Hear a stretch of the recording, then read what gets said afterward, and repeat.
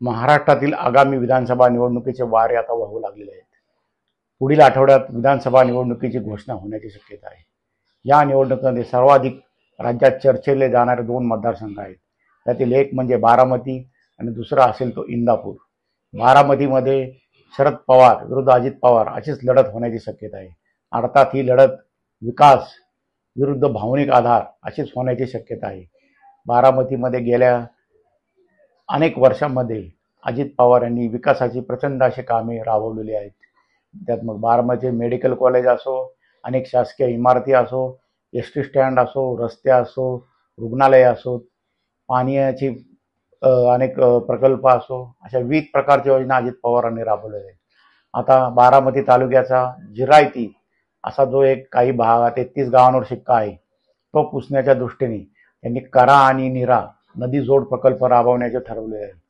1,000 कोटी रुपयांचा हा मोठा प्रकल्प आहे आणि ह्या प्रकल्पामुळे बारामती तालुक्यात गेले कित्येक वर्ष दुष्काळी असलेल्या 33 गावातील दुष्काळ हटण्याची शक्यता आहे. अर्थात ही योजना अत्यंत महत्त्वपूर्ण असली तरी देखील तिचा निवडणुकीत कितपत प्रभाव पडतो हे पाहणे देखील महत्त्वाचे ठरणार आहे. कारण गेले लोकसभा निवडणुकीमध्ये बारामतीत मोठ्या प्रमाणात विकासाची कामे करून देखील अजित पवारांचा उमेदवार हा तब्बल 48,000 मतांनी मागे पडला. त्यामुळे या निवडणुकीत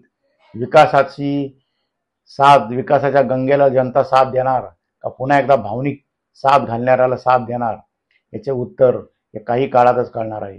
याचबरोबर इंदापूर तालुक्यात आता पक्षांतराचे वारे वाहू लागलेले आहेत. काही बडे नेते हे शरद पवारांच्या राष्ट्रवादी काँग्रेसमध्ये येऊ इच्छित आहेत.